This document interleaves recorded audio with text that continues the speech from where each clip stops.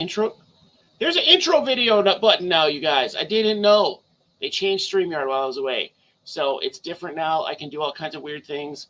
I didn't mess with it that much yet. So we got, well, Justin and Frank were here at one point. I don't know who's here now. It's still not updating it normally, but we're back. So this is the new studio. You might notice some changes. You might notice some things you hadn't noticed. I'm seeing things I didn't notice because now I'm on the big screen. I don't know, TJ sitting here talking about turtle myths.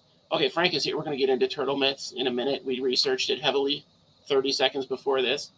So, TJ, not if you want to be here for the camera-driven show off of the new studio. Do you need to be here for that? I'm going to keep it on the screen. You want to be here for that? Okay, all right. Let's bring TJ in for that. So TJ is going to talk to us. We thought it was a little topical to talk about assassins right now, so we're a little late. We're a little late to the game, but we're going to do that tonight. Different kind of assassins, more, organic conversation about it.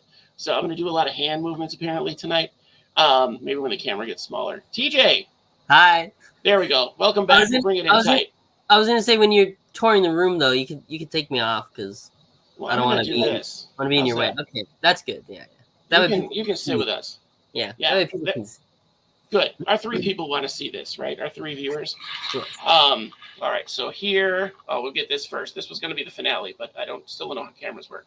You see my power there? This is all my power right here. No, it's not. But this would be the whole power for the whole thing. There's Bingo. She's actually waiting for food, but I'm still waiting for the berries to thaw. We keep losing our fresh berries to my daughter, so I have to buy frozen. This behind me, this is going to be morning geckos. They are actually on their way. I have a lot to do. We're going to do a build video of this, but I have a secondary setup for them, so don't worry. They'll be fine. There's 3 of them. They'll be fine for a couple weeks. We have our sign that says live, laugh, punch racists. That's supposed to have been on the show for years. My advice now, though, is don't punch racists. They're usually pretty well armed.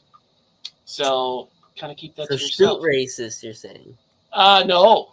We are not condoning that at all. That's what he said. That's what he said, guys. I mean, if you have to. You have to. Like, if they walk up to you in the street, definitely. All right, so here is my ant catching bag. Right here. This is where I go when I want to catch ants or bugs. Everything I need is right in there. There's a trowel, test tubes, cotton balls, water.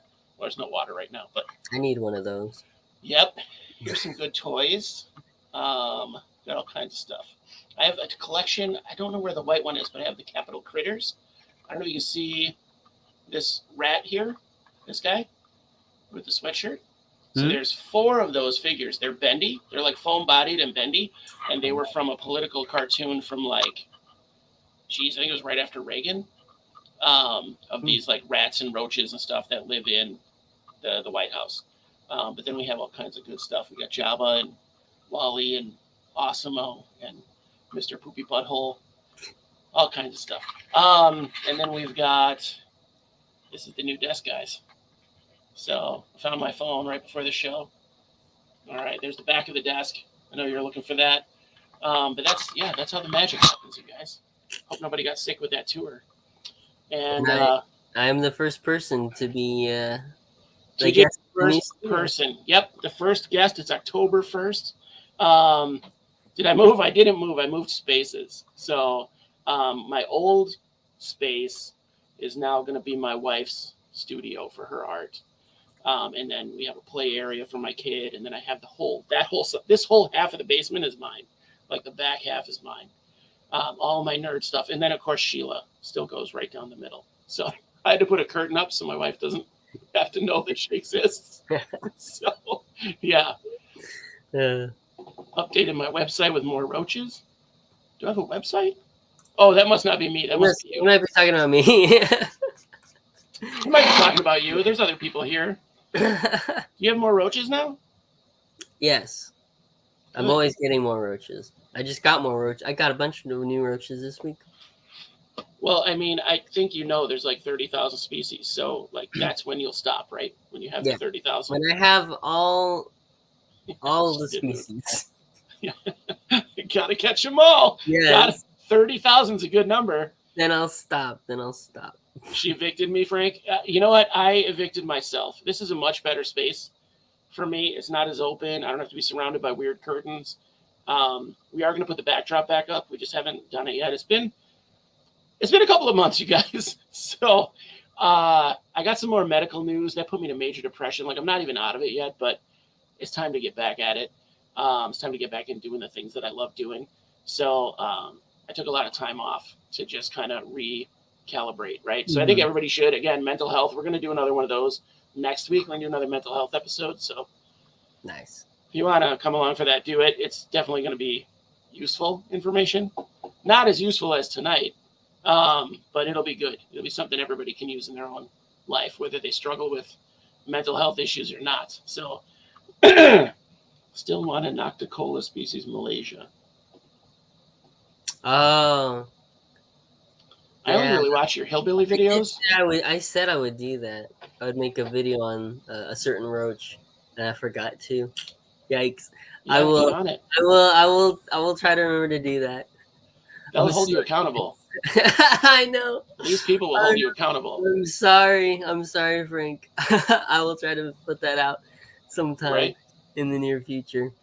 We'll get on it. I'll stay on you too. I'm a nag, so we can do that. That's fair. I don't know if you saw this backdrop. You can see the backdrop in this tank here. So it's not done yet, but do you see these holes?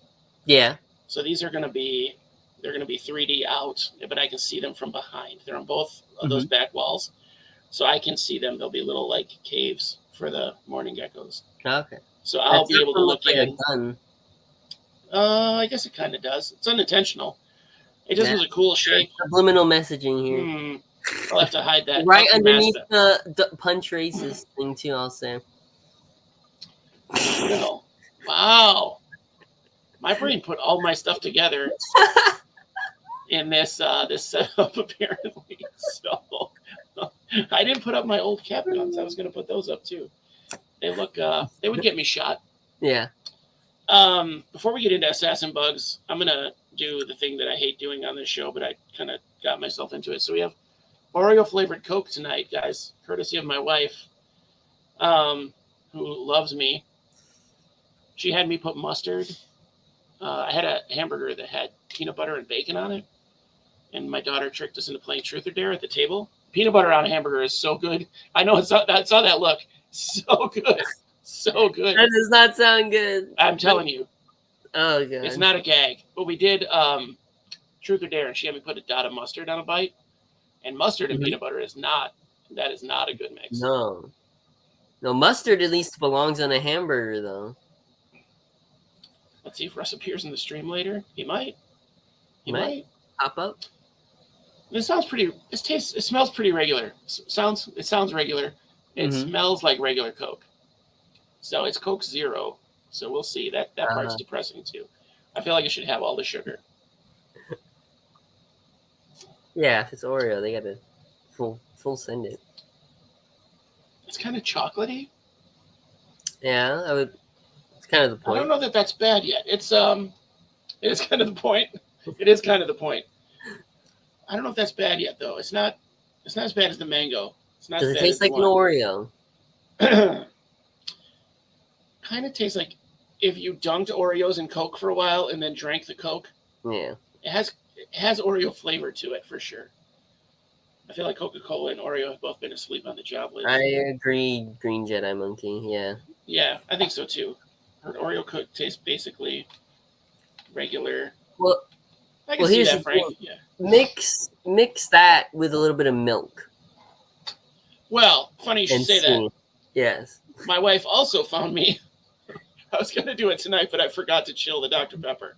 So apparently in some southern state of lunatics, they have like lime and coconut cream that they mix with Dr. Pepper.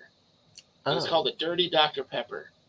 And so I have this. She bought me the cream. It's like a thing of cream, like coffee creamer, and a 2-liter of Dr. Pepper. So that's going to be soon. Maybe some mental health. Maybe mental health night. I'll do that one.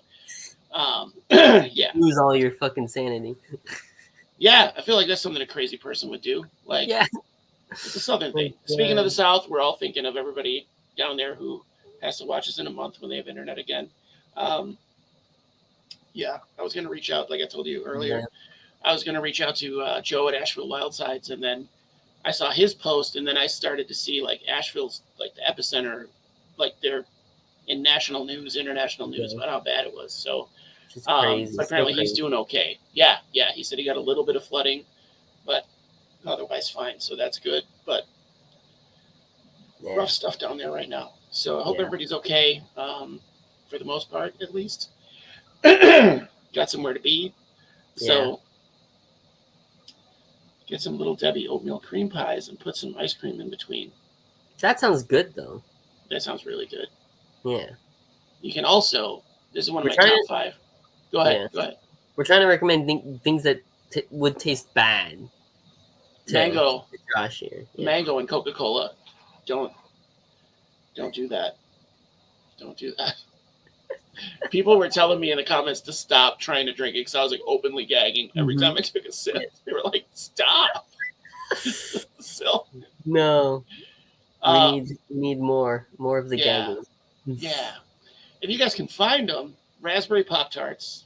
You put them in your toaster about middle toast, whatever, like center toast. They come out hot. You slap a whole Hershey bar in between them.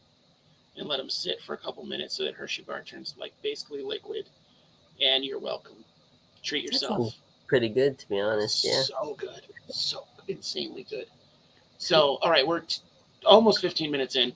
We haven't talked about anything remotely bugs. Speck of anything having to do with Assassin's. So at this point, I should tell everybody we're going to switch to the vice president debate. We're going to go to that now. We're going to go live, and then let's see. Here we go. No, Tim Walz versus JD Vance. My money's on. Oh, we should place bets. I don't know. This one's going to be tough. I don't think JD Vance can talk normally without sounding like a fucking lunatic. He'll be pretty scripted. I feel like he can stay on script. Scripted, he can stay on script. That's pretty good. But if what's his name? If Walz makes any jabs at him, he'll come out swinging. He won't be as defensive as Trump, though. I don't think. Like Trump cannot let any jabs anyone makes at him slide. Like he will forego whatever question he's being asked just to address the jab that someone made at him. You know. Yeah. I mean, previous so. Which is fun. Which is kind of fun to watch. It is funny. It is very funny. It's like funny, sad. I don't know. It's anyway, like, dude, stay on topic. You're not answering any of the questions. You're just countering what the person you're debating said. That's what debates are for. You come in with your own thing. Whatever they ask, you just go, "Oh yeah, I made this sweater." What? What are you? What? What are you talking about? Anyway, we're not going to switch to the debate. I am going to start a new show that isn't related to this at all. It's going to be, I have a puppet cardinal here named Clutch. He's kind of hidden there. He's about 3.5 feet tall. He's a little bit shorter than my daughter. And I'm going to do commentary on videos, newspaper articles, news things, topical stuff. That's your fursona. It is my fursona. Bro, we could talk about furries for like an hour. I had to finally admit that I'm like a peripheral furry. Yeah. Like, I don't want to hump anything, but like, I love anthropomorphic animals. Like, I love anthropomorphic animals. I feel like most people do. Who doesn't love a good anthropomorphic animal? Mickey the Mouse? Mickey. But I think if you love Mickey and not be a furry, but like, I'm there. I could run around a convention hall in a suit, like a furry suit. Like, I could do that. Yeah. Confirmed. You have to do that this year then. Or an isopod suit would be awesome. That would be so fun. Sona, dude. This is my first Sona. Yeah, my Vert Sona. Yeah, Vert Sona. Vert Sona. Did I just make a thing? That is that. Oh my god! I've heard people trying to like come up with names for like bug furries. Yeah. I think it would have to be invert Sona. Invert Sona, yeah. Invert Sona. It still flows. Because if it was Vert Sona, that's vertebrate. So yeah, that would just be furry. It would have to be invert Sona. Yeah. What do you guys think? That's comment. Close. We're workshopping it. We'll workshop it. Comment below. In the comments, make some comments. Do something. Oh, we're going back to liking the videos too. By the way, we're not just disliking them anymore. Please just like, subscribe. We'll eventually talk about bugs. I swear to God. Now that we can know what we're going to call ourselves when we dress as assassin bugs. Yes. So, yeah. Our vertsonas, yes. Our invert sonas. You could be a roach. I'd be an isopod. Of course. Or scrimp. I could be a scrimp, I guess. That'd be fun. Yeah. Yeah. I have to explain that. So I had so we haven't had enough tangents yet tonight. When I worked at Red Lobster, I had a woman explain to her child that a scrimp is an animal. This is direct quotes, by the way. A scrimp is an animal what lives in the garden and comes out at night and eats all your vegetables. Vegetables was the word. What lives in the garden? I was walking past the table. It wasn't even my table. I was walking past a tray of drinks, and I stopped right like mid stride and was like, "What did you just say?" What? It was like 30 years ago, so it wasn't even like I was obviously not doing the show. I don't think YouTube existed at the time. I was just like, I'm gonna go. I take migraine medicine now. Like this woman made me dumber. I didn't think that was possible. How do you think that's spelled? With a C or a K? Oh, it's a C. I definitely think it's a C, scrimp. I don't think the K works. I think, it's scrimp. Oh, to be thrifty or parsimonious. Oh, scrimp and save? Yeah. Maybe that's what she was thinking. But the kid was just like, okay. And I'm like, oh, that kid has no chance of being smart whatsoever. I hope he's good with a hammer because, he's going to need a trade. He's not going to be, which is fine. Trade work is awesome. That's what I'm saying. Good for him if he can. But he's not going to be a PhD. He's not going to PhD. Nothing came up for scrimp other than shrimp, so. Okay. And she was lying. I think it's a C. She was full of crap. I don't think that was a legitimate source of information. But well, I contacted her. We're gonna have her on the show next week. So okay. I'm gonna tell you all about scrimp. It's like a new cryptid. That would be really fun. That's a good idea. An animal what live in the garden. I'm gonna look up scrimp cryptid and see what a scrimptid. They're scrimptiddlyumptious. So what were we talking? Assassin bugs. Yeah. So that's a clever name. That's a very ominous name. Yeah.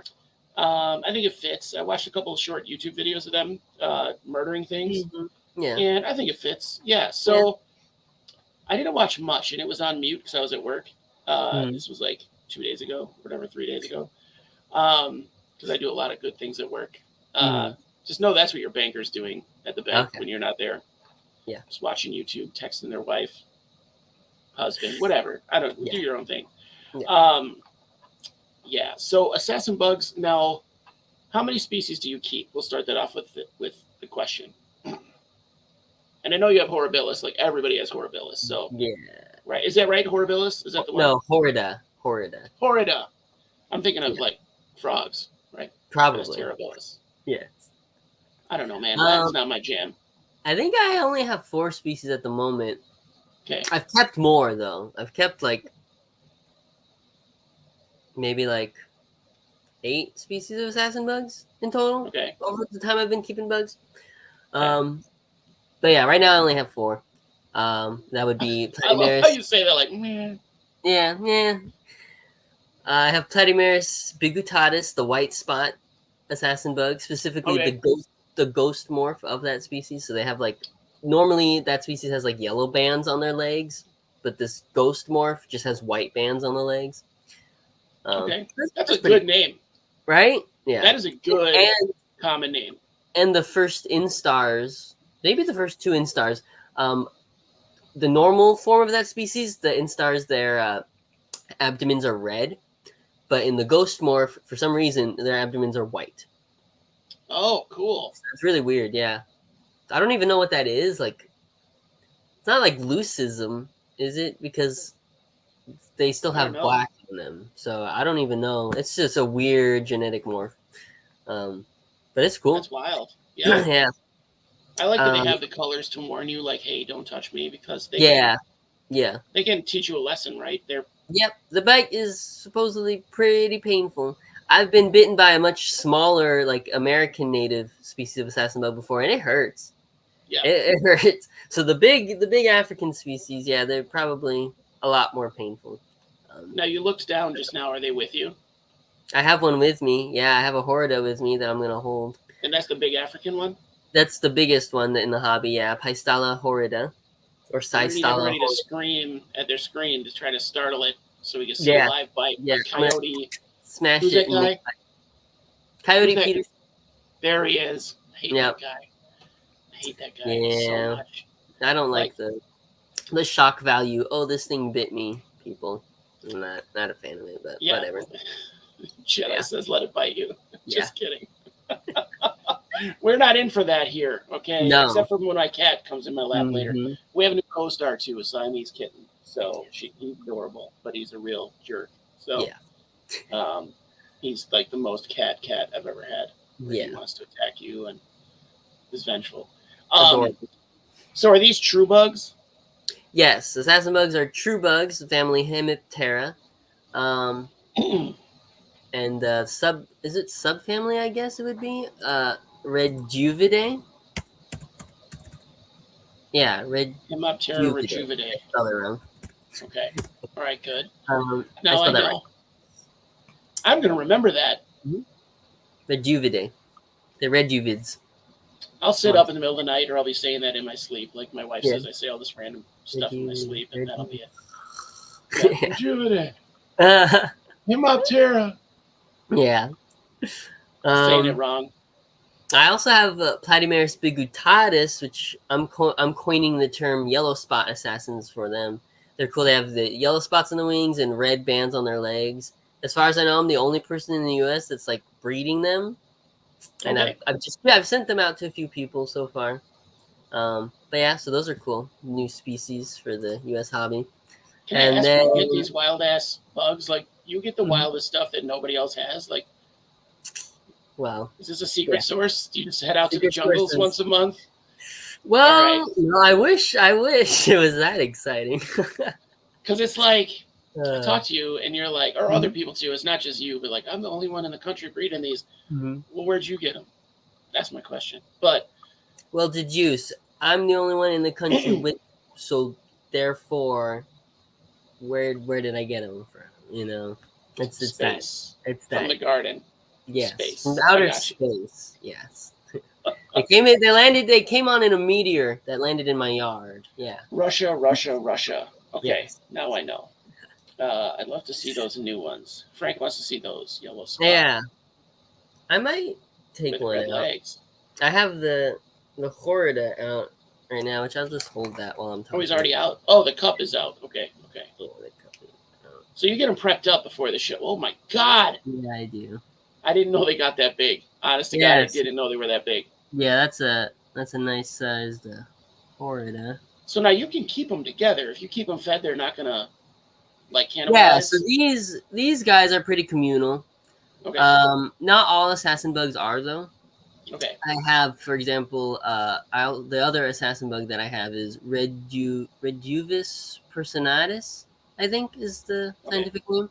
They're cool. They're called the masked hunters, and it's a cosmopolitan species that the nymphs are actually like covered in like sticky hairs that they then accumulate either dirt, debris, or dust on them. Oh, that's cool. They look like little walking lint balls, basically. For like camouflage purposes. Yeah, that's awesome. Unfortunately, those are very not communal.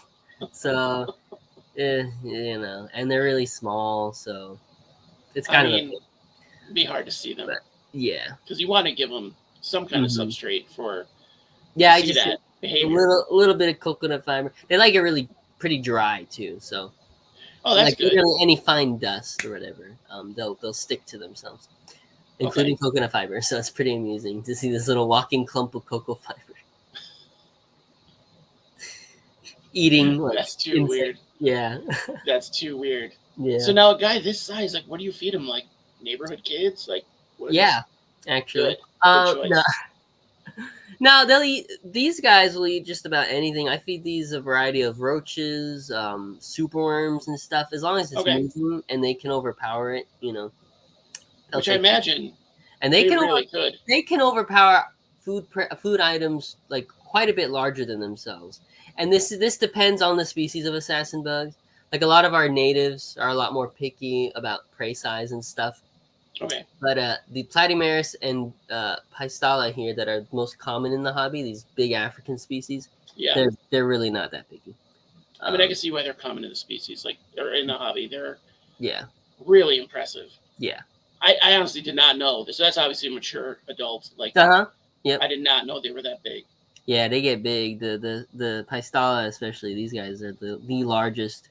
They might be the largest assassin bug, period. Okay. I'm not 100% sure on that, but at the very least, they're the largest in the hobby. Now, okay, so they're communal. We'll stick on that for a minute. So do they feed communally? I just saw a thing of communal tarantulas that, like, will feed off the same prey insect at the same time. These guys will do that to an extent. They do kind of try to wrestle the food away from each other, usually. Okay. But no, if it's like a really big prey item and it's like a bunch of small assassin bug nymphs, they just kind of all group around it and stab it. I had somebody ask me if that's like a pack hunter thing, and I'm like, no, it's not. But like they'll take it, they'll take advantage of the one that the other one got. Yeah. What's the biggest? Okay, Frank wants to know what's the biggest individual you've seen in your colony. It's this one. I mean, this one's pretty big. Right now, I would say I've seen ones a little bit bigger than this. I've never measured them. Okay. To be honest, but I've seen some Cytala slightly larger than this one, but not much bigger. This is pretty representative of the maximum adult size, I would say. Okay. All right. That's good. But yeah. So that's another thing that, like, I always wanted to breed isopods for size to try to line breed, but you don't know. Yeah. Like, you don't know till they're adults and they're already having babies. Problem, so, right? Yeah, that would be a really dedicated project. Yeah. Like, really dedicated. Right. But yeah. But these guys are really cool. And so pretty communal, they will feed communally, but they do, like, I had two of these guys preying on the same roach, and it was kind of a smaller roach, so they ripped it in half. Oh, okay. Yeah. That's got to be just from pulling on it, right? Because they don't have, like, mandibles. Yeah. And it was a pretty weak-bodied roach, It was a Paraplaneta species, so, like the American roaches, Yeah, well, I don't, but okay. Pretty thin-bodied. The big palmetto bugs, people call them. Oh, yeah. I've had some experiences with those guys. Yeah. So it was a little one? You said it was a nymph? It was a nymph of those, yeah. So pretty thin-shelled, but, yeah, they just pulled on it so hard that it ripped in half. That's savage. Right? That's savage. Even my aunts don't do that. Like, they'll tear pieces out, but... Yeah. Yeah, I've never seen them pull anything in half. That's wild. Yeah. Because they just, like... They do kind of like a spider, right? They inject digestive juices and then suck it all out. Yeah, they inject venom and then that kind of pre-digests the prey, and then they just suck it straight out. Okay. Oh, yeah, there you are. Okay, so this is Doodle. Oh, look at him. Yeah. Adorable. Is he sitting on your shoulders? Oh, he's on the back of the chair now, but I'm teaching him not to chew on cords. Oh, that's adorable. He's just sitting there. Yeah, he's a good. He's a good co-star. I love him. This is our spot. He doesn't come with me at all unless I'm down here trying to play video games or work on a really bad thumbnail or whatever. Let's see, can we get him in the shot a little more? Maybe. He's waiting for the morning geckos so he can just violate that tank. So you can eat them. Yeah. Yeah, and I mean that's how I'll do population control. Just leave the door open for a couple minutes and then see what happens. But yeah. Apparently, we had a mouse while I was on vacation because stuff was toe up down here. Really? That's good. And that's the first and last time that's ever happened. So I don't know what happened to it. If it's still here, I hope they got it and just ate it. But yeah, that's why you got a cat. We got 3. Pest control. Oh, yeah. Yeah, this guy terrorizes the other 2. But I keep him on Coco Core. He's totally happy. Yeah. Totally happy with it, It sticks to his fur. He's camouflage. So besides being big, does this species have a specific thing that makes them cool, or is it just that they're big and super bright? They're big, very brightly colored, although my camera doesn't pick it up, and it's It's hard to see on the camera, but they're like the most spiny out of all of the assassin bugs. Like, yeah, their pronotum especially is just covered in these long curved spines. They really look badass. Don't they even have them on their legs too, like grasshopper kind of? No, actually, no. Okay. Completely spineless legs. Yeah, sure. But yeah, they're some of the most badass looking bugs in the hobby. Period. Like they are really, really metal. they're so cool. But just killing machines. Yeah. Wow. So they are like ambush predators, right? They don't go chasing down prey. They wait for it to come by.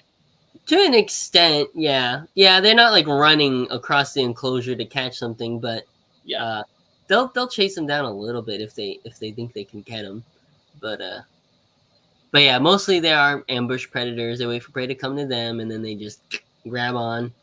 And they'll put up a pretty good fight, especially against like prey items that are larger than them.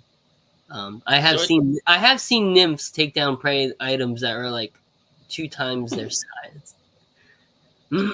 So now, do they have a toxin, or are they just like immediately start pumping juices into them, like digestive juices? I'm not sure. I would assume that the venom and the digestive juices are probably like one and the same. I would assume. I think that's how it works with the true bugs. Venom, it's not toxin. Yeah. I think with true bugs, it's that they are venomous. He just pooped. Nice. He just leaned over and pooped over my hand. At least over my hand. That's just a wipe. Landed on the deli cup lid. Thank God, not my bed sheet. Are you in bed right now? I'm on my bed, yes. And then he just poops. Yeah, at least didn't hit your bed, man, because bug poop can smell gross. Right? Love the turds. I hope he goes on my hand here. I hope so too. Yeah, he just wants a piece of that man bun. Yeah. Or ex-man bun. Let's see. So, okay, we covered that. Prey items. How often are you feeding? I feed them like once a week. And they're good? They can go a decent bit without food. Okay. And they like it pretty dry too. But no, you were saying that about the species with the dust or whatever, but the sticky one. But is that everybody? Pretty much all of them? Again, it depends a lot on the species. But most of the ones that are popular in the hobby, they do like it pretty dry, except for their eggs. Okay, so they want some place to lay their eggs. That's exactly. So you need a moist area. What I like to do with my like Pistala and Platymeris, and what a lot of people do this, but personally, my preference is a bare bottom enclosure with a little dish for egg laying, and I keep that dish humid and the rest of it dry. Obviously, the rest of the enclosure is bare bottom. Yes. This isn't so good. I might be having regrets now. He is taking off. Mistakes have been made. Bad choices. Bad choices, because I really don't want to get bit. Yeah, right in the middle of the back too. Oof. Right? And I feel like you're the guy that would worry about saving the bug rather than yourself. Yeah. It is. I have a starter culture of these, so I don't have a million of them. What's he doing? No, he's just like chilling. He's going around the other side, kind of. Oh no, he's going up. He's going up to the man button. It's perfect. If he gets in my hair, this is not great. Yeah. Oh, he's going to the other shoulder. Oh, now he's.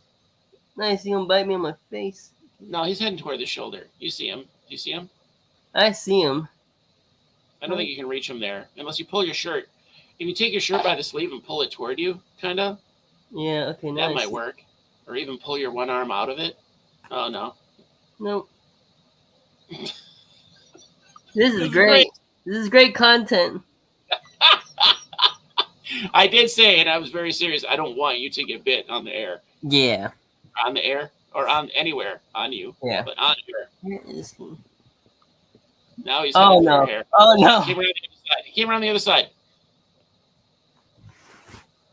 Maybe. He was headed for the other side. Yeah, this side. This side. I don't think he's in your hair. Yeah, he's on the shoulder. There he is. Now he's heading back. He's a real piece of... Bruh. He's a... I don't know what to do. Just turn around so I can see your back, and I'll tell you where he's going. Okay. Okay? Because you can't... Oh, he's heading down. He's heading down.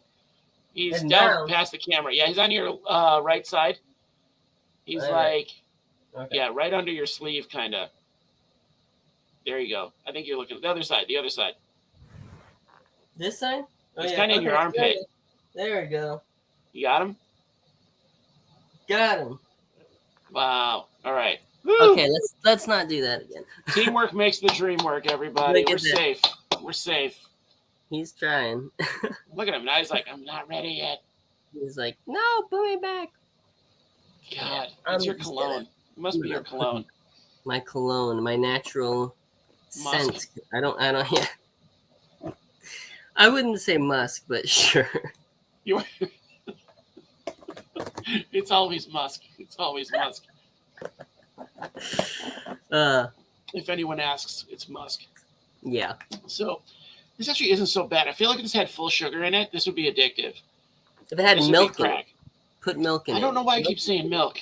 Because like you dip Oreos in milk. I have milk upstairs, and I kind of want to like save it and do some milk later. Yeah. Try it out. I might do that. It needs sugar. Like the zero sugar, whatever they use to substitute, is not good. Mm. It's like too chemically, you know. Like I know there's chemicals. It's like all chemicals, but the like Splenda crap, yeah. Yeah, that was just like I'm a chemical. That's all it is. That's all it says. Yep. It's not trying to be anything else. Yeah. Okay, so I'm glad you're safe. I appreciate that. Most of them like it dry. Obviously, do your research on your species, and whoever's sending them to you from Russia should be able to tell you what they like before they send them to you. I have a few guesses who it is, but because we both know similar people overseas that deal in invertebrates. So, yeah. I'm going to assume a lot of people overseas. Invertebrates. I bet you know way more than me. I know Yeah, I tried to be involved with some of those people, and it didn't work. I have too big of a mouth, I think. I scare them. I give off cop vibes, you know? I can never buy drugs from anyone, I don't think, because I'd just be like, hey, man, do you have any of the drugs? I'm not wearing a wire. Yep. Just go in topless so they know. They're just like, what the fuck? I'm here for the drugs. Yes. Yeah. I didn't choose straight edge. It chose me. Yeah. So. Frank the Tank, let's see your smuggled new assassin bugs now. Yeah. Do you have them? All right. They're not as impressive, like size-wise, as the whatchamacallit. Are they on APHIS? Are they on the list? What do you mean? What list? Probably not. I don't think. The list of I don't think assassin bugs are like regulated like at all. Okay. If so they are, I doubt any of the commonly kept species are like deregulated, unless they all are. Oh, they are now. So I don't think these would be any more.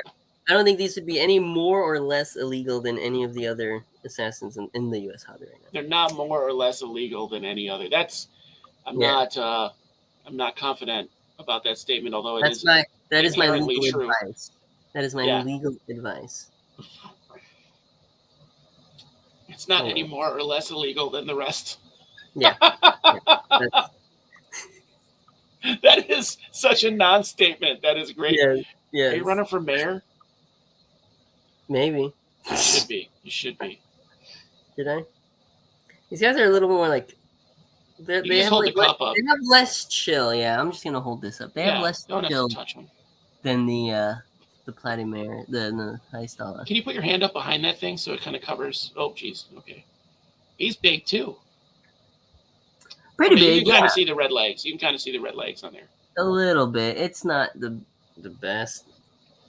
Again, the sliding is not, the lighting here is not the best. So I have pictures on my website of them, and of course he's in that dark cranny in the freaking. Those yellow spots really show up though.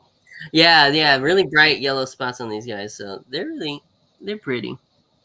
And I had to explain toxicity of monarch butterflies to, I don't know where my daughter heard it, but she heard that monarch butterflies are poisonous or toxic.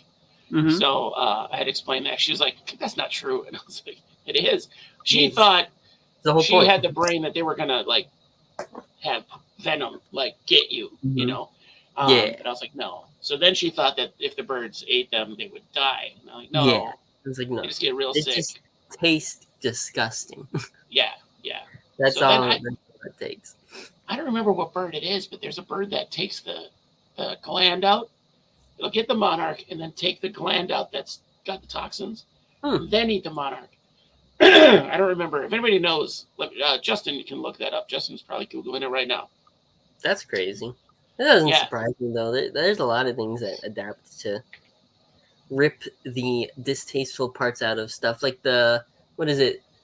Some like rat or something in Australia is like learning to eat the cane toads by just like either ripping out the venom. Oh, I know what it is. Or or just eating around them. Something. I think it's a bird. It's like a stork, and they just beat the shit out of them. Maybe they just smack them on the ground. Yeah. Until all that stuff is gone, and then they rinse them off basically, and then they eat the cane toad, which is awesome. Yeah. Awesome that they're learning to do that, but not enough. That's wild. Like nature will prevail. But yeah, those conversations with my daughter, she's like, "How would they learn to do that?" And I was like, "They don't learn it. Like it's evolution." Well, my wife is a creationist, so we had to have that conversation. It is. It's weird. It's weird. I had to come to terms with the fact that it doesn't matter. Essentially, essentially, who cares? But on the other hand, like if you'll believe that,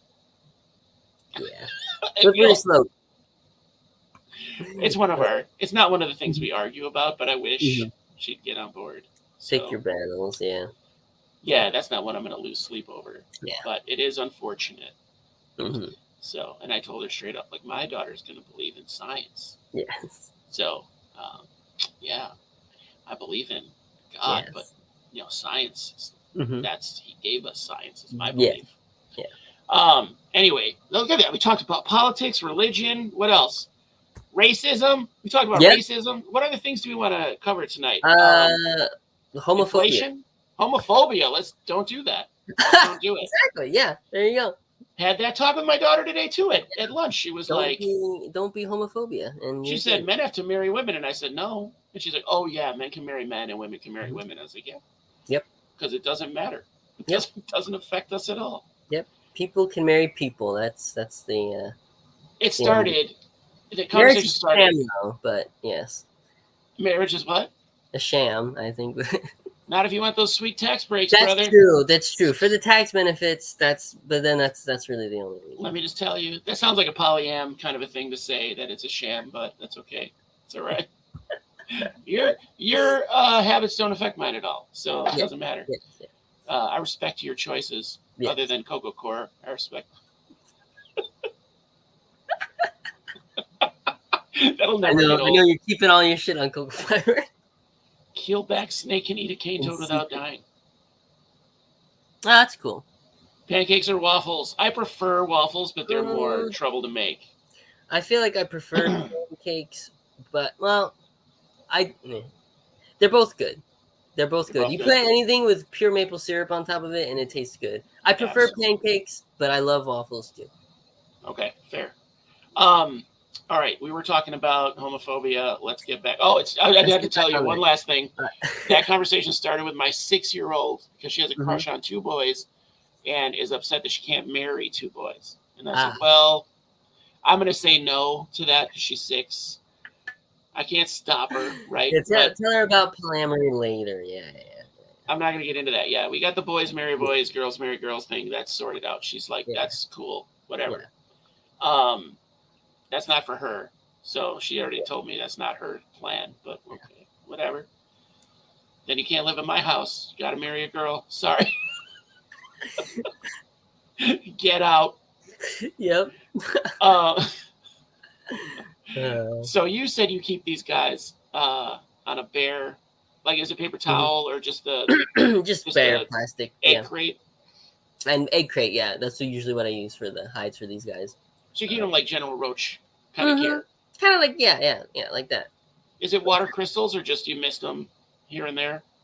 They do not need water other than their food. I like that. I don't think I have seen them like drink water droplets sometimes, so like they can drink water. I don't know if they would be able to extract water from water crystals. I feel like that would mess them up. They would get some of the water crystal. Yeah, that they can like step. So I don't know how that would work, but really though, they just need prey because they're you know, they get their hydration from their prey because all they're drinking is like the slurped up juices of them. So right, so they're drinking. And their poo too is like completely like a liquid. Oh, completely liquid. So I don't know why I didn't expect that. There's no solid matter that they're just eating completely, you know, digested. It makes sense, right? Yeah. So it's not like they're having a salad when you're not looking, you know. Yeah. Yeah. So they don't need water other than their food items. And again, this is mainly for the African species that I'm talking about. There are a lot of other species that require like full substrate. They need to be kept completely humid, you know. But those are rare in the hobby. Research. Hardly anyone keeps those. Mainly, I'm talking about Platymeris and Pistala in terms of care here. I wonder what that is. So now, do you separate the eggs then and the nymphs from the adults? Well, usually, what I do is, I like to separate the eggs out because I have just laying dishes for the adults, right? And so then I do that substrate, take the eggs out, put them in their own container, you know, moist substrate. Then the nymphs hatch out, and then I take those and put those in their own like nymph grow out enclosure. Okay. And then once they reach like half grown, then I reintroduce them in with the adults. You can just keep them communally. There are people that instead of keeping them bare bottom, you know, they keep them on a substrate and keep like most of it dry, but then like a corner humid. Sure. Like the problem with that is that not all your eggs are going to hatch then because like the adults are pretty dumb when it comes to laying eggs. They will not only lay them in the moist area, they will lay them in the dry area too. So just lay them everywhere. If it's too dry over there, then the eggs are never going to hatch. But my thing is the survival rate seems a lot lower when you keep them like that because unless you're feeding them like a ton and really staying on top of feeding, then the adults will cannibalize on the nymphs if they're small enough. And larger nymphs will cannibalize on smaller nymphs too if they're large enough. Individuals of the same size often will starve before attacking each other, but it makes sense. It's dangerous. Yeah, but if there's a significant size difference, then they can and will cannibalize if they don't have other food items available. So in a communal breeding setup like that, it can be done, but usually you have a lot less. And, you know, if you're planning to like sell decent quantities of them or you want to rear like hundreds and hundreds of them, you're going to probably want to separate the life stages at least a little bit. Here's an assumption. I'm going to make about keepers because we touched before the show about like I tend to have, well, not tend to, but I am comfortable having a difference of opinion on how to keep these animals. Yeah. But at the same time, like my purpose for keeping animals is not the same as yours. Like exactly. You're keeping them as a collection, but part of it is to sell and distribute them to other people. Whether you sell them and make money or just like, hey, I'm going to send Alan distribute them. Yeah. Get them out there so other people can do stuff with them. Like that's part of your deal. I don't like I hoard them and keep them to myself. But I just want them because they're cool. Right. So I do try to do pretty full setups for everything that I have. I mean, I don't have like a full crazy planted setup for every one of my isopods. That's not. Well, that ain't me, bro. But I have everything with a substrate. But I can see if you're breeding, that's not the person that's breeding to sell or to distribute. Like that's a pain to catch them, get them out of there. Like, that's not what it's about. Couldn't find anything on birds removing toxic glands from monarchs, but I did read their toxicity depends on the species of milkweed. Some predators eat them in some areas. That makes sense. That's interesting. Okay. Huh. We have them here. We have monarchs here that yeah, because we have milkweed and all that, so that's kind of fun. I hope we have the toxic one. That would be cool. Yeah. I'll have to taste some and see. Yeah. I don't think it's gonna taste good either way, man. Probably. I had one land on me this morning, walking my daughter to the bus stop. It was probably the last of the year, right? Because it's getting cold. But that was kind of my little sign that it's like, okay, good. It's good that you're getting back and doing shows. Like, so I didn't sleep last night. Okay, back to keeping. So, yeah, the way I keep things is going to be different from the way you keep things, or even like, I almost said like I have really good friends on here that keep different than me, but I consider you that too. So, but I feel like there's definitely it's qualified to have different keeping methods. Yeah, there's some people that are like super religious about it, and like you have to keep it this way or blah. Yeah. Dirt frogs. But yes, I don't think that's the case. Like clearly your animals are healthy, they're doing well, you're getting a lot of results. So I would say the way I keep them is more to like kind of like min max, like get as many eggs, as many nymphs, out as possible with the least amount of cannibalism as possible. If you're just keeping them as a colony and you don't want to sell from them that often, if at all, and you just kind of just want this self-sustaining, thing that you just can throw some food at, then you can keep them on substrate. I would just recommend that you only keep a small corner humid, because the adults can get wing rot if they're too humid.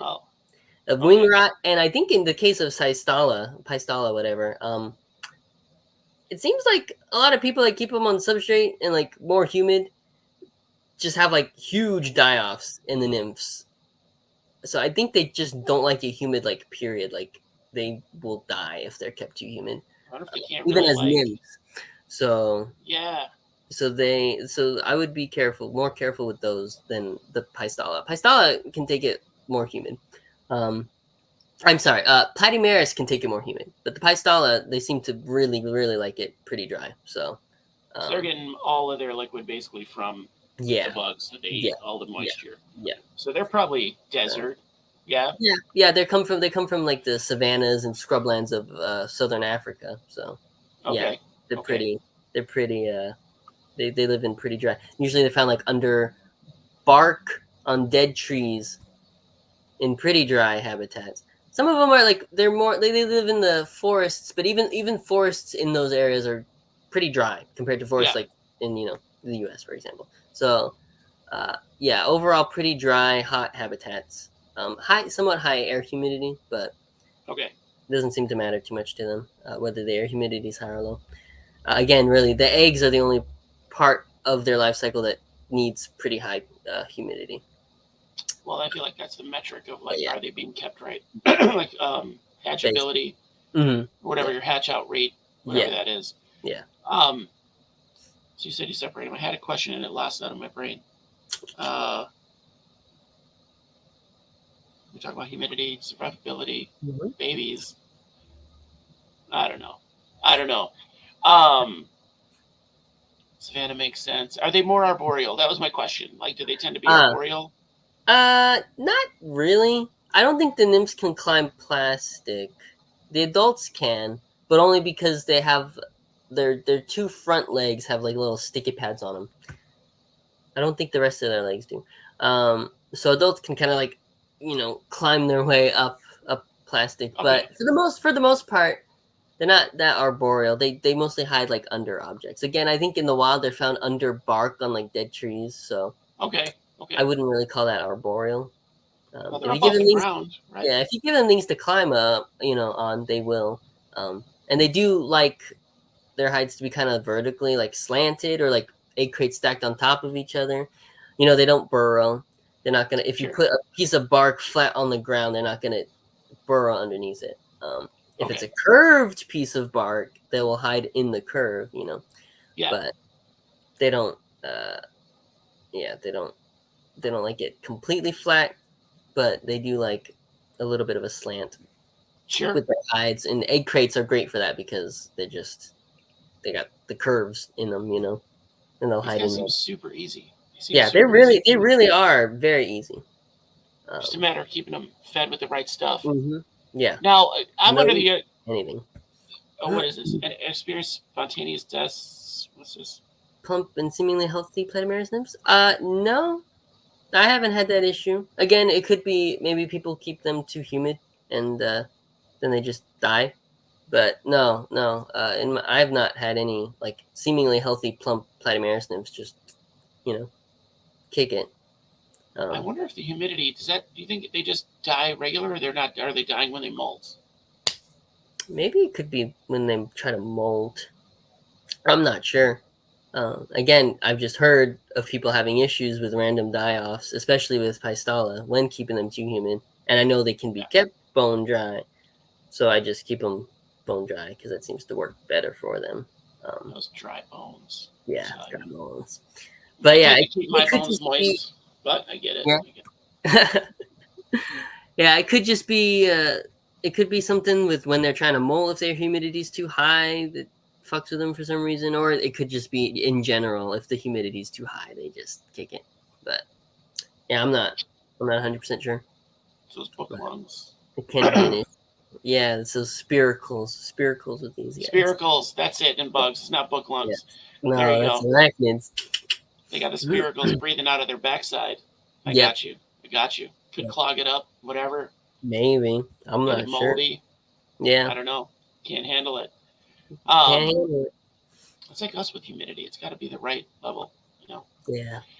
I had another question. I tell you, we get in these conversations. This is why I go off on tangents all the time, because I lose track. You gotta take notes. And what's funny is I have this little pad here for notes to keep during the show. I have written on there. Yes. Assassin bugs. Assassin bugs. That's all it says. That's all it says. Well, we're not talking about that, so that's. Yep, we're staying on that topic at least. Right? Yep, that's all it says. Oh, and I'm wearing a hat today. I don't normally wear hats. I don't really let my. I just turned 50, and all of a sudden I have grays everywhere. So I'm coming to terms with that. Oh my god. It's literally like someone flipped the switch. Like, oh, you're 50. I forgot. Here, have that's all crazy. These grays. Yep. Dang it! I know this is Assassin Bug stream, but I want to see some Harvestmen. What? What is that? Wait, did we just mention Harvestmen? Did I miss that? Did we mention Harvestmen? I said something about arachnids with book lungs.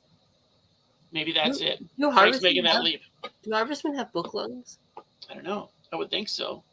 Probably. They're a weird species. I need to talk about them again.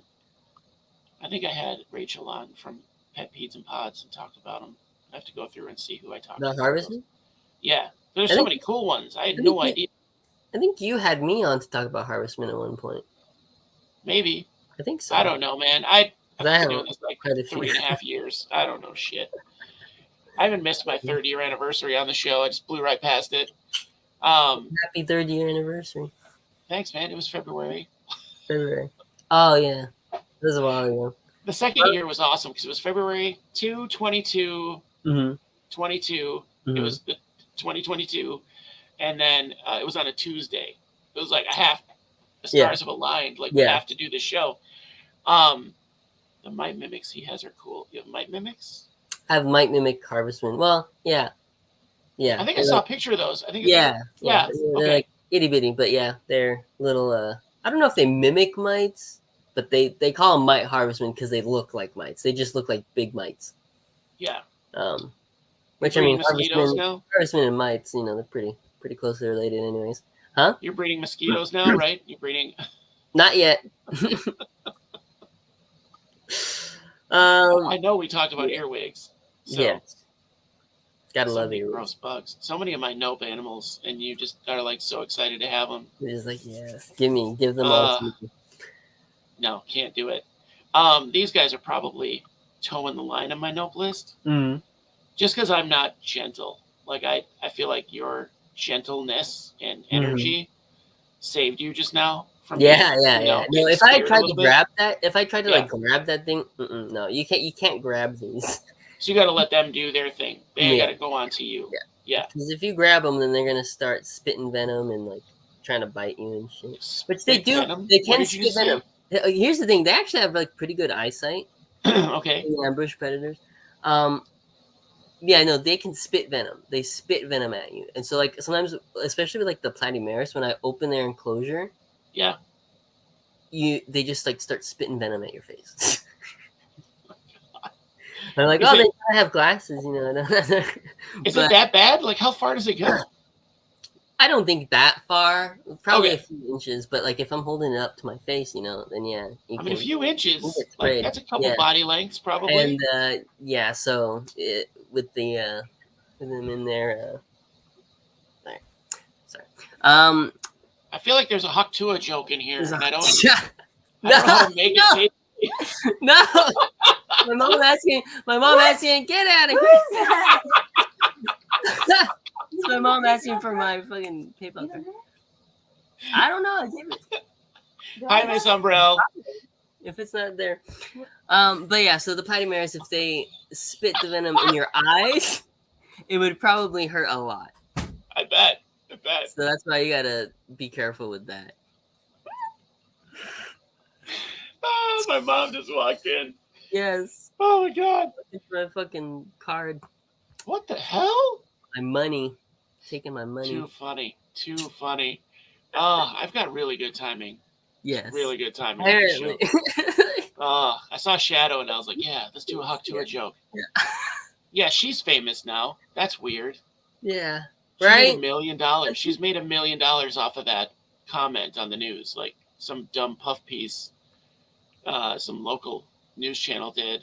Like that's oh my god. Yeah. Like good for her. I don't hope that she doesn't have it. I mean, I guess get that bag, right? But at the same time, it's like we made that. I worked so hard. As a society, we made that. It's a drop in the fucking bucket. Yeah. You know, they're selling Skibbity toilet merch at Walmart now that I have to stock. I did see it at Walmart. Yeah, I did. Yeah, and I have some Lego guy's dudes. Fucking rich now. He's fucking rich. Off the dumbest thing ever. Yes. Yeah. Crazy. At least that he has to make the videos though. That's like a series that he makes. Sure. There's at least something with that, but like with like the Hook Twa girl, it's like you know, I don't know. She's got a show. She's got a talk show. Yeah. Blog. Yeah. It's crazy. You should get on there. They're making a Skibbity toilet movie. I'm funny enough to go on the Haktua Girls show. I think it'd be funny. I think you could do it. A Skibbity toilet movie. Skibbity toilet movie. If they do that, I would hope that there's like no Michael Bay's doing. Oh my god. Oh my god. Just at least don't put like dialogue in it. Cause like the whole Skibbity toilet thing is there's no dialogue. It's just like brain rot, like just things like fighting each other and it's just like crazy random weirdness. Keep it like that. If they try to make like an actual fucking story out of it, like a cohesive storyline with like dialogue and like ruin it. People and stuff. Yeah. No. Just ruin it. Yeah. Actually, I would pay to see that. I would pay to see a movie with no dialogue whatsoever. Like just random. They should just pay the guy that is already making those videos with like the Gmod stuff.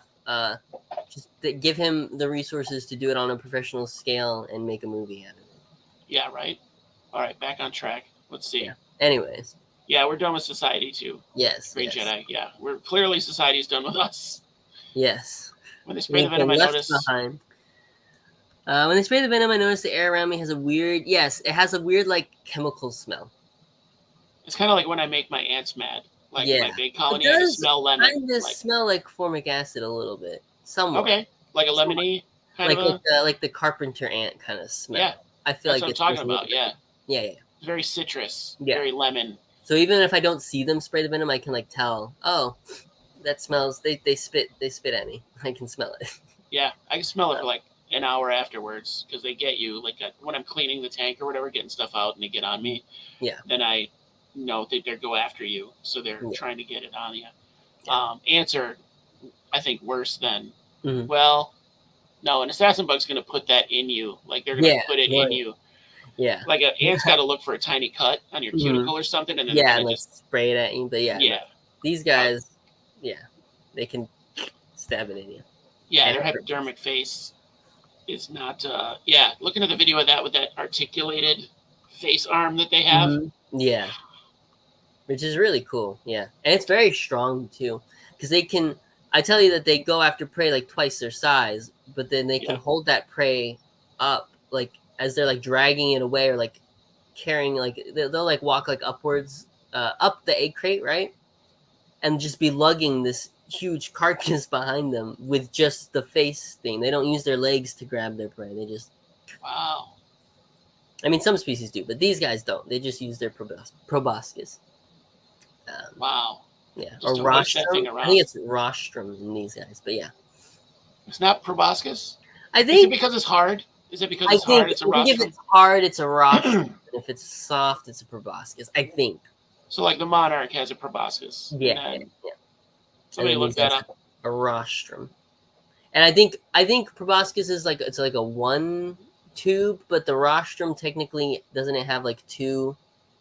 I don't know. Parts of like what you might like call raspy? It? Like a raspy? Like that. There's like two like tubes, but they're like kind of fused together, but one can like I'm not sure. I'm not great with anatomy. All right. I don't know, man. Yeah. It's not Latin. Let's see, rostrum. I am curious though. I'm gonna try to look it up so I can see if I can diagram. That's not it at all. How do you spell rostrum? Rostrum. That's what I thought. It's showing me noses. Oh wait, what's this? Generally. Here we go.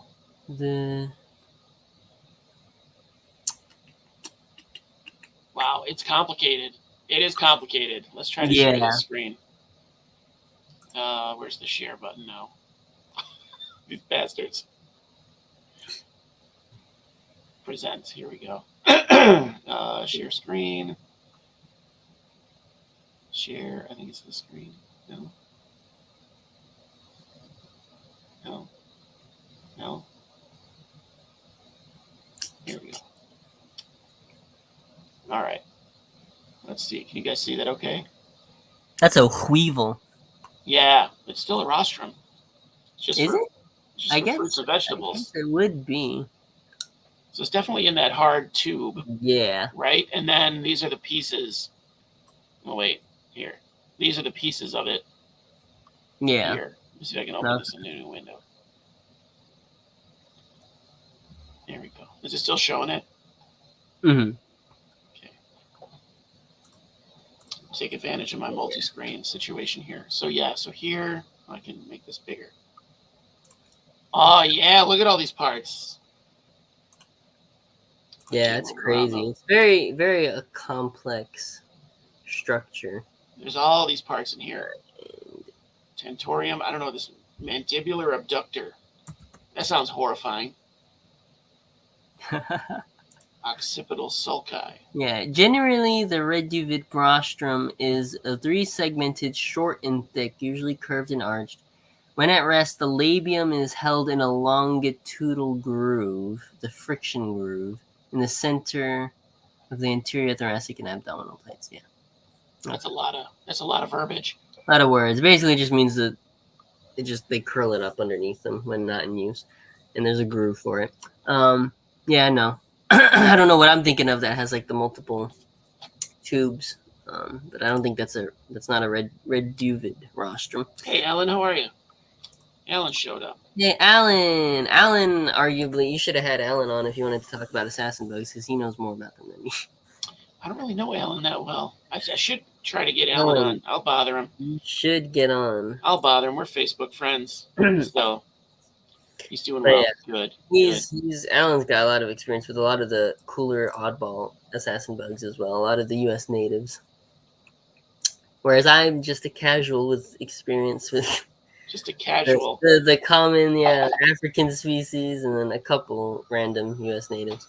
I mean, that's generally what people are going to get into anyway. So, yeah, we could touch up on it again later. Do some like in-depth, deep dive. Yeah. Deep dive with Alan Gion.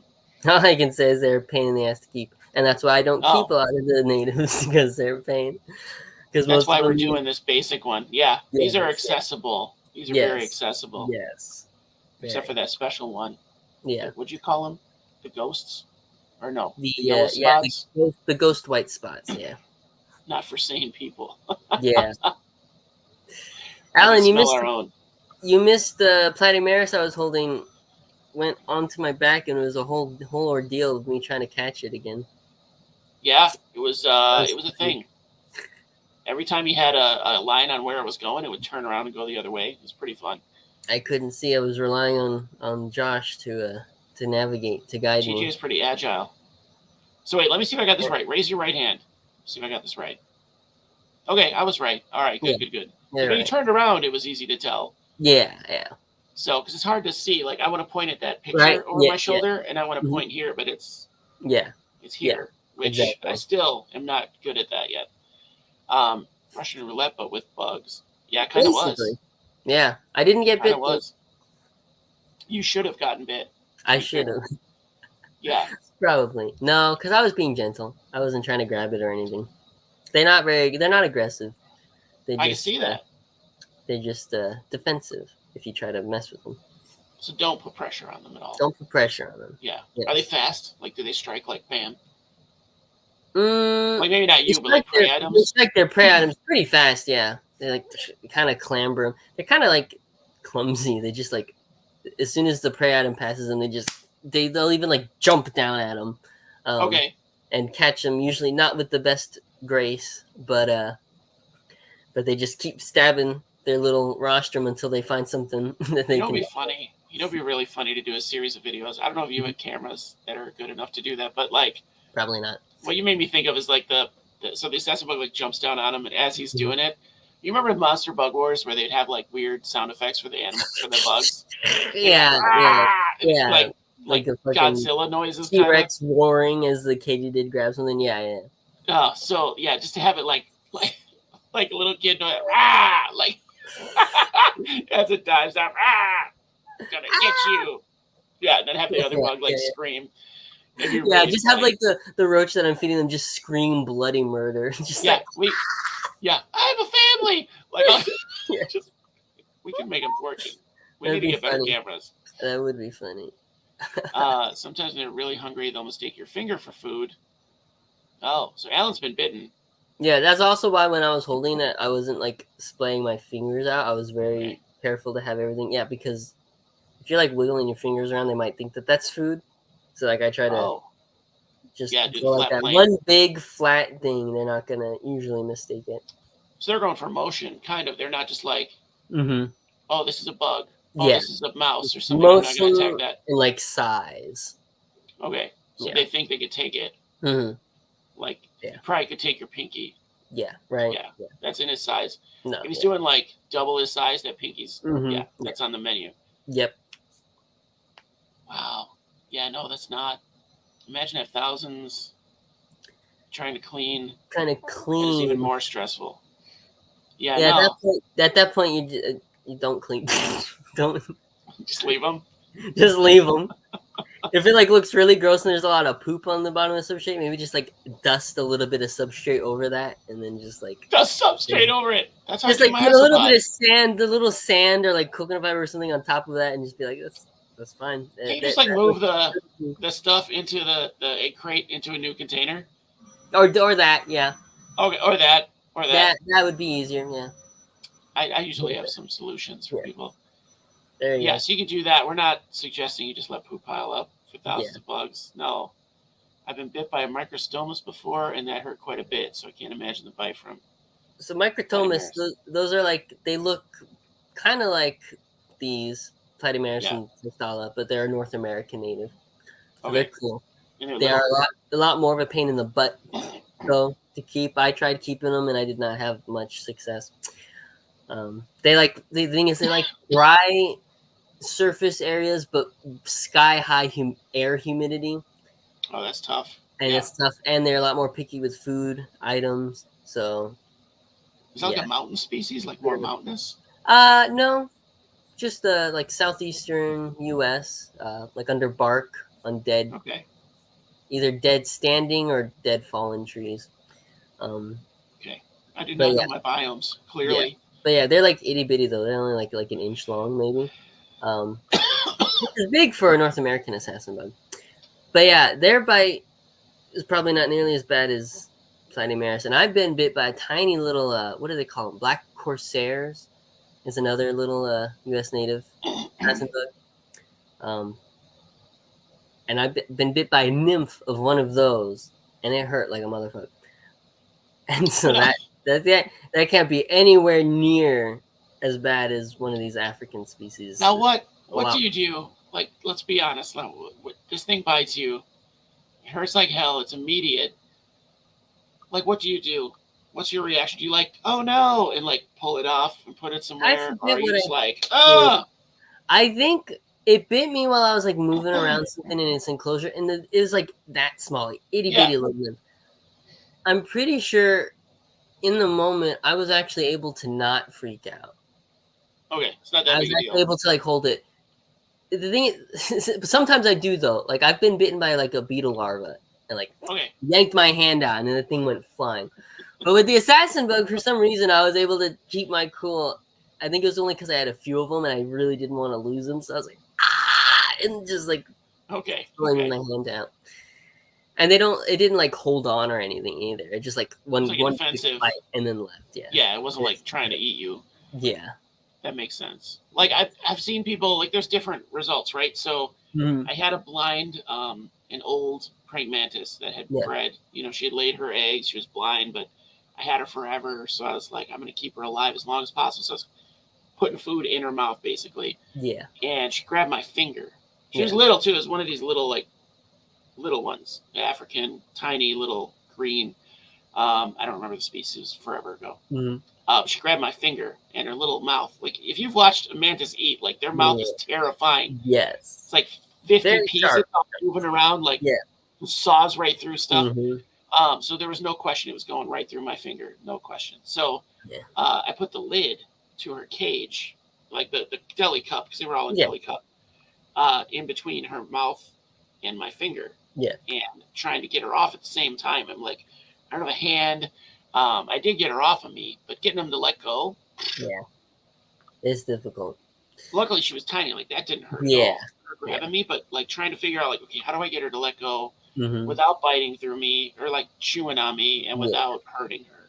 And I don't remember what I did, but I did manage it. I think she just finally got, like, this isn't working. This isn't food. She's chewing on the lid. She's trying to chew the lid of her thing. That was a moment, but I easily could have. I had like 50 more because the baby's hatched, right? I could have just been like, "Well, you had a good life. Yeah, I'm not going through this." You held your ground. Yeah, and I don't know that I would do that for a bug that I had a bin of. But I would just be like, "You made bad choices." Like the ants. Like I used to catch when they would get loose. I would catch them and put them back, and now I have 6,000 in that setup. Well, I just vacuum them up, and now like I even cull now. So and people are like, "How do you do that?" And for a colony of ants, that's like a haircut. It's like you getting a haircut. Yeah, you know what I mean? It's not like I don't know how to explain it. They would be getting eaten in the wild. Yeah. So grabbed by a giant species of mantis I kept before, and it was horrible. Those spiked raptorial bugs. Oh, in between your fingers, it was eating you too, Frank. It was chewing on you. Yeah, mantids, they just go straight to town. And they don't care. I have these predatory katydids, which their jaws make mantid jaws look like butter knives. I've seen them. Like, they're scary. And I don't know how you tell apart predatory from herbivore, because like. Well, you tell them apart by when you hold them, like I was trying to. It instantly starts trying to eat you, and it hurt. And so I was like, that time, this was like a couple months ago, I reflexively like threw my hand up and the thing went literally flying downwards, and it landed on a cage, and then I tried to grab it, and then it jumped onto my chest, and I had a very thin tank top on. You just want to bite your nipple? Yes. Yes, it was right over my nipple, and so I grab it. It's not coming off the tank top, so I grab it to try to rip it off, but the thing's got grip, and it instantly doubles down and bites my nipple. I would not have katydids And anymore. I screamed. Dude. It was horrible. Yeah. I would get that too. I have the curse of the like pokey outy nipples. Like it always feels like I always look like it's cold in the room, right? Yeah. So like yeah, it would be a target. They would be like, "Oh, this is for me. Thank you." Yeah, no, I don't know that I would have katydids. Yeah, I would. That's too much. Yeah. I bite your finger. That's different. Like, okay, you get cut on your finger all the time. Yeah. Bye bye nipple. No. Like, fool me once, shame on you. Only bye bye nipple. Shame on my finger. Now he's on my nips. Ow! I've made bad choices. Yeah, once I breed these, I think I'm gonna not keep them anymore. Yeah, I've started pairing them up, and we'll see if they actually bred or not. But after that, I'm done. I'm done. That comment's got to go on there. Oh my god! I'm not here to kink shame you, but that's a bad one. Masochism via katydid. Okay. Yeah, it's probably not a good one. Yeah, getting chewed on by bugs. Yeah. No, I'm not here to try to kink shame anyone unless it hurts someone. Yeah. Yourself. Yeah. Well, it's hurting me. Good ones. It is hurting me though. Yeah, probably should seek help in some fashion. You should watch the mental health episode next week. Is there anything else we need to know about assassin bugs? We're getting to the hour and a half mark. Not really. I mean, these ones are pretty dang easy. Just keep them mostly dry, except for the eggs. Feed them anything. I like using egg crates as hides. It gives them a lot of surface area.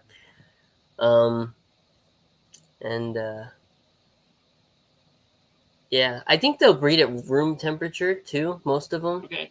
But my bug room's like in the 80s, so warmer is always better. But I think they can handle room temperature just fine. So they like it warm. They like it pretty warm. Yeah, I mean they're African, so. You look tired. Oh, adorable. Have I been on this too long? Yeah. Normally he's up here bothering me before now. We're on his time now. He's doing that like. He's got the time limit. He's mostly asleep right now. Yeah, this is my doodle. And like I said, we had like 15 people reach out saying it was their cat, and 100% not their cat. Yeah. The one lady texted me pictures. She's like, "This is." No, she didn't actually. I looked on her Facebook. She's like, "That's 100% my cat. He got loose like 6 days ago," and it was like this old. It was probably like a 15-year-old cat. Full grown. Yeah. Not the same shape at all. Like it was really funny. I was like, "You're a liar," and goodbye. Yeah. Have you mentioned the platymares can flick venom into your eyes? Yep. Mention that.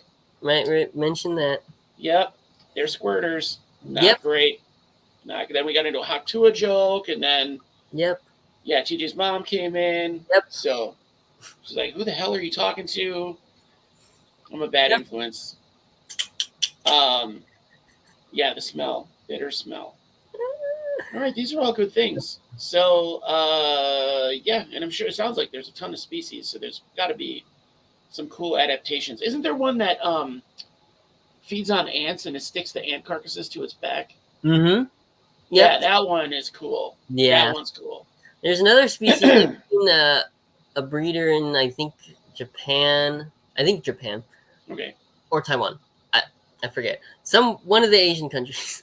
Somewhere in Asia, there is a person keeping a type of assassin bug that collects tree resin on their arms.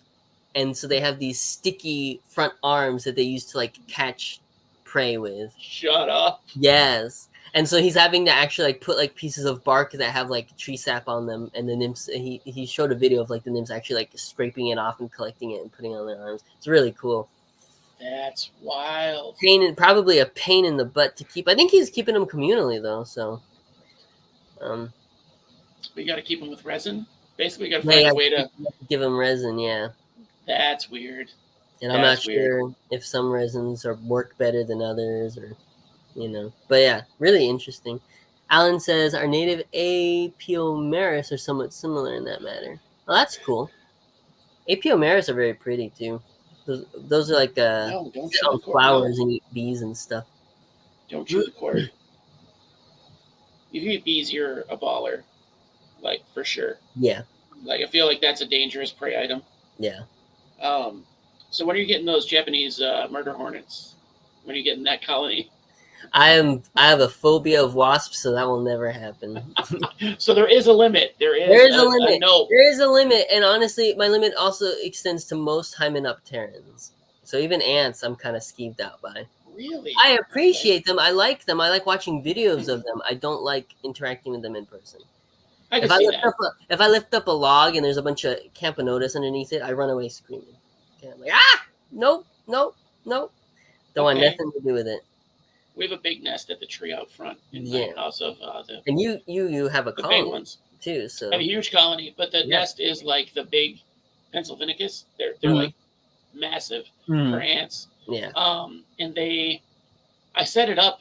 I set this area up under that tree for garter snakes, like because they're all over. I have them all over, and the ants took it over. So I keep it for them. Like I water, they have a water dish. Yeah. They have, I'll put a piece of fruit out there now and then. It's a lot of fun. So I've threatened to put, peanut butter with laxatives in it out there for the neighbor dogs because they let their dog crap in my yard and then they'll pick it up. So the crap's your problem. It's not my problem. Yep. Anyone want to keep some kissing bug assassins? I was going to get some this year and was going to feed them off of myself too. Wild caught ones, which is pretty I wouldn't recommend doing that. But the thing is, so those are the ones that give you Chagas disease. But they can only transmit Chagas, it seems, by pooping on the wound where they have bit you. That's how you get it. They don't transmit it through their saliva. So if you hover feed them, basically just put your hand or whatever above them in their enclosure, they'll reach up and stick their rostrums up and suck your blood. But then they have no opportunity to climb on you and poop on you. So and the theory would be that if I could get, especially if I just got wild caught adults and I got eggs from them and then quickly remove those eggs, maybe even wash the eggs off, and then isolated those, and the nymphs that would hatch out would not have Chagas. And then I could feed those much more safely for myself. So I was considering it's a lot of work, but I have leeches, so I was like, ooh, I want another bloodsucker. But I couldn't find the fecal dust. Yeah, that's the dangerous part. You have to wear a fucking mask and shit. So what I was hoping for was one of I had an associate, a friend of mine who collected some adults, and I was just gonna get the adults from them and hope that some of the females were gravid, get eggs from them and then probably freeze the adults. Just use them as egg mills and then work from there. See, I thought there was something about those when you said they said a kissing bug. See, I know vague things about a million things. Yeah. So I was like, that's familiar. Why do they seem dangerous? Like my alarm bells went off. Like, no, Chagas disease. Yeah. And they're supposed to get on you while you're sleeping. They're kind of they can be like a bed bug. Yeah. Kind of thing. Just like a giant bed bug. Jesus. But yeah, and they're pretty though. They have really pretty patterning on them. The adults. Oh, then for sure, let them drink your blood. How are you supposed to feed that if you don't feed them out of yourself? Risk. If you don't feed them off yourself, you can feed them on mice and stuff. But that's a little morally gray in my opinion. Well, Aaron said the mouse ate all of his kissing bugs. It ate the kissing bugs. He kept it. He kept it for 1.5 years. He said just now. Yeah, that's the thing. If you want to be safe, oh, I ended up being spent. Yeah, if you want to be safe with that for the bugs, you would have to feed them pinky mice or something that can't really fight back. Oh yeah, I guess you could do pinkies. That's kind of mean in my opinion, but I don't like a pinky. I don't like things that eat a pinky. That's I'm not a fan. So I mean, I guess do it for your animal if you need to, but I'm not going to have those animals. That's my choice. Exactly. So I wouldn't. I was just going to try to feed the tritoma off myself. But yeah, it's kind of risky. And then the guy never wrote me back, so I never got him. But in theory, I had a plan to try to get some clean Chagas-free ones. Okay. can eat toads. You can eat toads. Well, eastern species. Yeah, I was gonna get the western. It was a big Arizona species, Alan.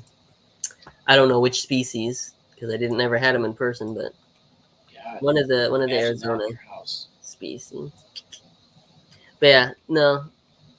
So, but I do know someone who has bred them though, and they fed them on pinky mice and shit.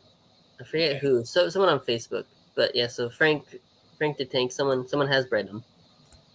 And then they don't have like their venom is more like a numbing agent, right? So it keeps so you don't know you're getting bit. Yeah, basically. Wild. Yeah. Just wild. The stuff that nature comes up with never ceases to amaze me. Yeah. That's crazy. Then, like this little basic land mosquito can kill you as well. Yeah. Or really affect your life in a horrible way. Right. It's like, hey man, at least you're drinking my blood. You gotta like mess up my life too. Yeah. You're gross enough. Huh. Yeah. All right, man. I think we covered it, and we covered some extra. I think so. A lot of extra. Well, that's what we do. So, and I knew this one was going to be one of those episodes. So, yeah. How long is the code above valid for? The code? What code? What code? There's a code? Ticks are the worst. Yeah, ticks suck too. I don't want to be allergic to meat. There's a code? It's good for 12 months. Hybrids have I mentioned about hybrids between different platymeras? Has that ever been confirmed? Alan? Apparently. I didn't know. I think someone supposedly made like Platymerus rhadamanthus mambo and Platymerus bigutatus hybrids. Okay. And those ended up having yellow spots. They kind of looked like the Platymerus gutatapenis, but with I think still like orange leg bands. Okay. But I don't think those were viable. I don't think those were viable. I don't think the resulting hybrids were fertile, or at the very least, if they were, they've since died out in culture. Okay. Chandra Or got a hybrid, if I recall correctly. Huh. Interesting. That's what that is, IARC. All right. I was like, what is that? Let me figure it out. Yeah, she didn't get F2. Yeah. So I would say, the different platymeras can probably hybridize. But not viably. I don't think very viably.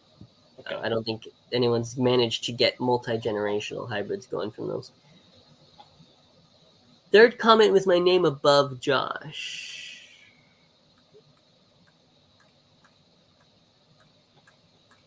Look, Frank, I'm not seeing a code.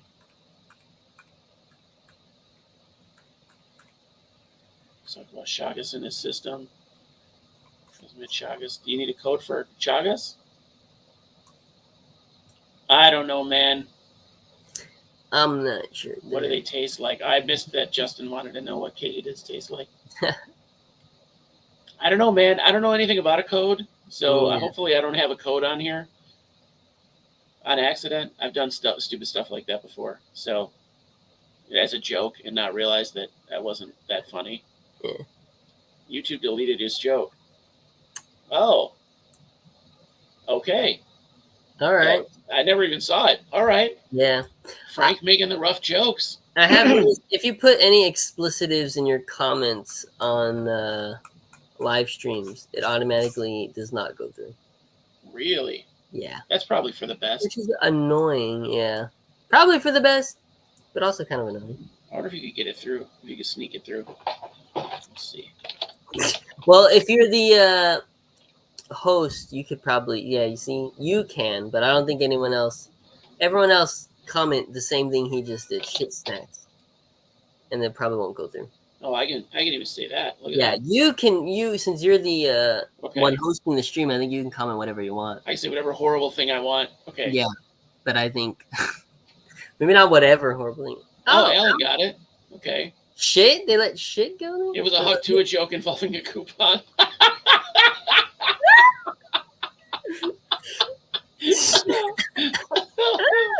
I should make a t-shirt that says Josh Tua. That would be funny. That would be funny. My God.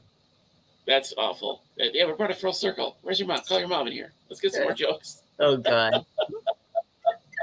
Who are you talking to? Yes. I told her I was having a stream today, too. She came right in. She came right in. Yeah. For what? What was she after?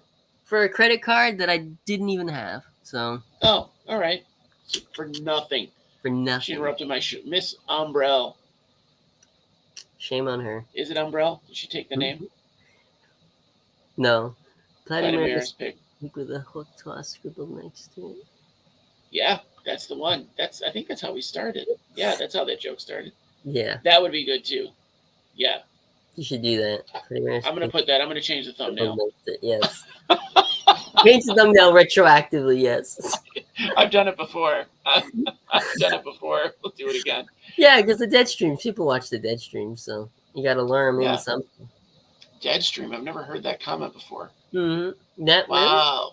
Really? No. Dead stream. Yeah, that's what we call, I like that better. Stream recording after. Coupon code HAWK2 for 10% off Assassin Bucks. Oh my God. I like that spelling too. That's good. Yeah. HAWK2. I guess she had to clarify how you say it on her show, the first episode. Really? Yeah, it's just HAWK2 apparently. Like cockatoo. But I guess just HAWK2. Yeah. So yeah, now we know. Now we're clear. So everybody's clear. We're good. Yeah. Yeah. Okay, we're good. Okay. On that note, we'll see you next week. What are we talking about next week, TJ? Next week we're talking about the vice presidential race. Ooh, yeah, we're doing that right now, actually, aren't we? If anybody's interested in that clutch commentary, it won't be live. They won't be live, but I'll have a whole channel set up for that somewhere. You got to do it live. I'll let you know. I did a puppet stream live once, and it was hard. Like my arm was gonna fall off at the end. An hour and a half of this. Oof. It was rough. So we did one on keeping mythical beasts, and so the premise was I had been changed into a chicken by a witch that I'd offended, and so it was this chicken puppet the whole time, and I did pretty good. Yeah. I'm a decent puppeteer. I need some work, but still. Contact Jim Henson's puppetry company. Yeah. Call those people. I can. I'm sure they need more. I'm sure they always need more puppeteers. Yeah, probably. It's a dying profession, probably. I would imagine. It's sad because I love puppets. I love puppets. Yeah. But yeah, that'll be happening. Then this will keep going. So next week's going to be mental health. We're reaching out to some people and waiting to hear back. We're going to talk about chameleons. We're going to talk about, I'm excited. I love them. So, and they had some at the NARBC that are like, they line breed the shit out of them now, I guess. So they have like purple and green. Ooh. I forget what they called it. Blurple. It was purple and blue. Blurple chameleons. Yeah. I was getting schooled by this like 8-year-old. It was awesome. I love when that happens. That happens. Yeah. Because he was like their front man. It was awesome. That's cool.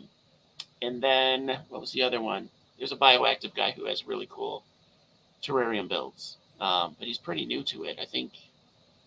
I don't know. I gotta reach out to him. That Sherpa design? No. What Sherpa designs? Sherpa? Oh. Sherpa design, yeah. No. That turned into a whole thing. That wasn't great. Yeah, not from me, not because of me, but yeah. Drama. There's a little side drama in this hobby. Oh, really? Any hobby. I wasn't aware, actually. Oh, wait, no. Serpa Designs is the one guy. Never mind. It's not Serpa Designs. It's another one that sounds like that. It's a guest that I had on the show that we did a little live build of a terrarium. I didn't keep up with mine. It's all dead. But, part of it was ice pods ate all the roots of the plants. And whatever. It happens. They're delicious. Yeah. No, it wasn't Serpa Designs. It wasn't. No. I like his stuff. Yeah. So, he reminds me of very, like, kind of a Russ. He has a Russ energy. Like, very chill. Very chill. Yeah. But, no. It wasn't Serpa Designs. That guy's probably doesn't even know what drama is, I would bet. Probably. So, but anyway, folks, It's good to be back. It's good to be back in the saddle. I'm glad we liked the new setup. We're getting good reviews. Expect more as far as tanks go behind me too. So we'll see how much stuff we can fit back here. Assassin bug setup when? None. Even though they seem really, really easy. I'm excited that they seem that easy. I am looking for something that would eat ants. Like not primarily or anything, but something that's like down. Yeah. Because that would be fun. That would be fun to watch. Yeah. Everybody's trying to get me to do like a horned lizard, but they would wipe out. Yeah, they need too many. Weeks. That's the problem. A lot of the ants, they eat tons of them. And it's like right. I had an idea for a setup for them, but it would involve like 4 big colonies. Yeah. 4 big colonies of ants, and then their tank would be above. All the tanks would be like connected almost in the corners. Mm-hmm. You know what I mean? Like it would be like a plus sign of tanks, basically. Yeah. And then above the plus, and then there would be a tube set up that you could drop into the ant tank, and as they come up, just. Yeah. That's the only way to do it. That's the only way I can think of to do it normally. Yeah. There's an assassin bug that hunts ants. Yeah, if I could get those, that would be awesome, Alan. Those would be cool. That'd be really fun. Let me search. Oh, that's cool. That's the genus of assassin bugs that Paranophoeta mimic. We have assassin bug mimic roaches in the hobby, and that's the genus of assassin bug that they mimic. I didn't know they were the ones that. So the roach puts ant carcasses on its back too? No, they just look like the adults. Okay. And the adults of those assassin bugs have just like they kind of look like these African ones with like the spots on their backs and stuff. Okay. So the babies are the one the babies, the nymphs are the babies are the ones that put the ants on their back. Stacked ants on them, yeah. That's cool. I didn't realize that was the same genus. Yeah, there's not many animals in the hobby that eat ants because ants are. Yeah, that's the thing. To eat. There's like ant mimicking spiders that eat ants, but some of those. But I couldn't like keep that in a setup. You know what? I couldn't put it in with the ants because they'd find it, and murder it for sure. Yeah. We don't have any here. That would be cool. Yeah, that would be cool, Alan. If I ever find someone with them, I'll do what I can. But get them. Yeah, do what you can. Get them in the States. But get some ants. Get some ant. Yeah. I wonder if they're ant specialists, though. Yeah, if they're ant specialists, then that's gonna be hard. Well, there's only one species known to do the ant thing. Yeah, Frank. I heard about that too. Yeah, I'm not sure. Well, it's cool. It's cool to see those adaptations that they do the crazy things like that. So, nature again, it's insane. Wild. It's wild. Yeah. Well, okay. Thank you very much. I think we'll just go out together because I don't have anything to really say at the end. I hope you guys enjoyed it. I hope you're glad I'm back. I'm glad to be back. I am. Next week again. I'm glad. I appreciate it so much. Apparently they'll prey on other small insects too. Well, that's good. That's good. So you don't have to have nightmares. That's good. Oh, now we have 6 viewers. Okay. Guys, have a good week. Again, next week, same time, we'll be talking about mental health. And I may have another channel to announce at that point. So totally unrelated to bugs. So anyway, peace and chicken grease, y'all. Have a good one.